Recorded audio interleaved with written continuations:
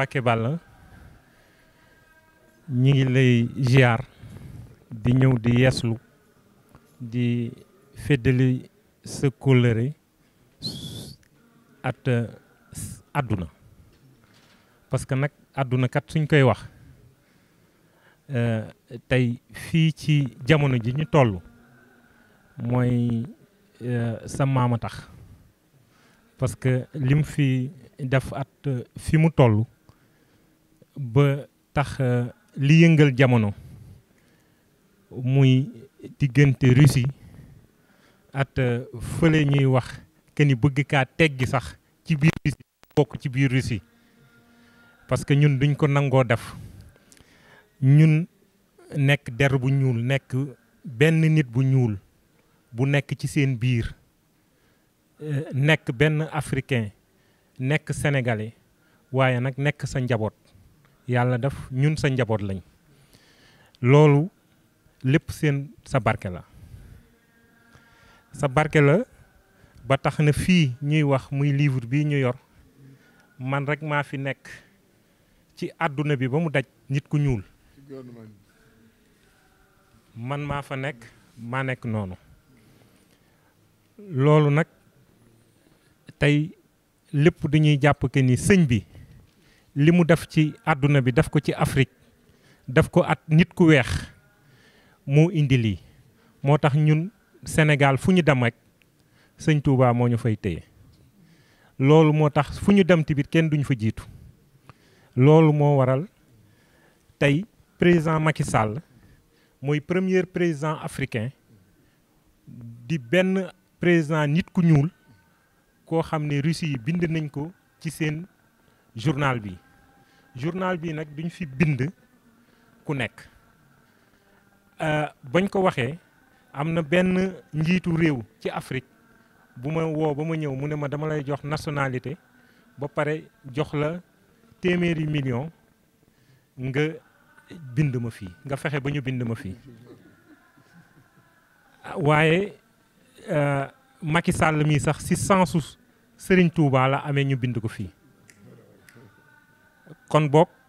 loolu mënoon naa nangu lool yëpp parce que alal daa neex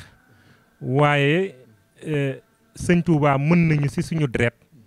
ba mënuñoo nangu loolu moo tax ñu bind ko fii bi loolu weesoo ñu wax ne sëñ bi ñii toog indiwuma leen sëñ bi leen indi dama àggala rek li tax ma yeggale nag mooy suñ ma tuddoon faneen ma yóbbu leen ñoo ma tudd Touba kon boog ñoom ñoo tànn Touba ñoo xam li fi nekk loolu moo waral ñu ñëw sukk fii ñoom ñaar yeeslu wax la liñ la wax mooy que ni dañoo bëgg seen dëkk jàmm am fa te biñ ko toqalee ci sa nopp bërki démb ba nga jox leen audience bi jàmm commencé naa am kon boog ñu ne kon ñoom du ñuy ñëw jàkkaarloot yow te xam nañ ne ñoom ñaar ku ci nekk sa njaboot ña nga fa ñoom ay missionnaire lañ ñu bëgg ñëw àggale lii pour parce que ba ñuy ñëw tamit tàggu nañ seeni njiitu réew donc ku ci nekk tey dafa am loo représenté ci réew moomu parce que ñoom ku ci nekk yaa nekk fii ci Afrique di doxal réew moomu li muy def waaye nag yàlla def na ne sa jarbaat sa sët bii toog moom la yàlla def ci sa barke maam ci liggéeyu sëñ Touba si fi sëñ Touba toll at la mu def at tubaab yi te xamoon ne bis dina ñëw ñun ñu jiite leen moo tax tey ñun ñu jiite leen. kàddu yi nga xam ne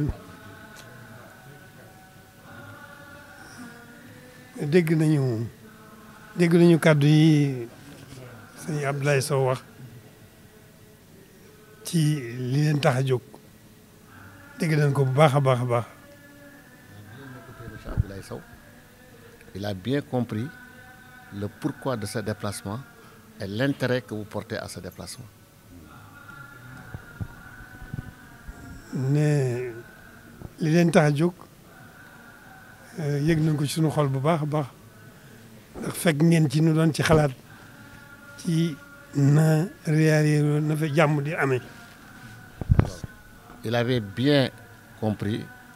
les enjeux de cette situation au niveau de vos pays respectifs. Il l'avait bien compris et il n'a jamais cessé de se préoccuper de cette situation et de réfléchir pour voir quelles sont les voies et moyens pour que la paix se réinstalle au niveau de cette région. loolu ñoom ci la ñu fekk. Il y était déjà avant que vous ne veniez.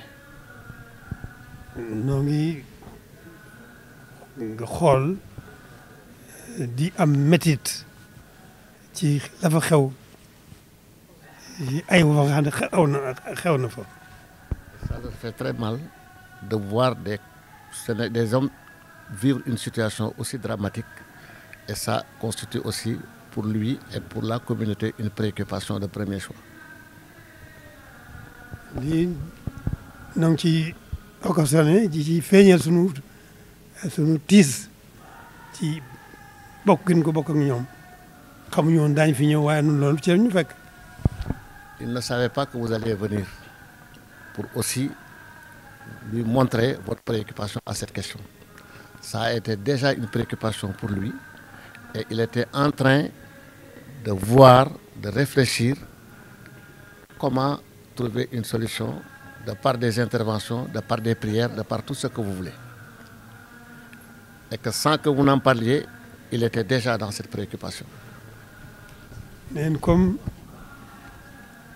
wax leen ne leen léegi nañu na seen xel daal bu baax. Soyez rassurés. Comme l'a dit Abdoulaye, la tranquillité et les débuts de solutions ont commencé à poindre à l'horizon et ça va aller crescendo et Inch'Allah Rabbi, il y aura ce que l'on souhaiterait avoir dans cette situation.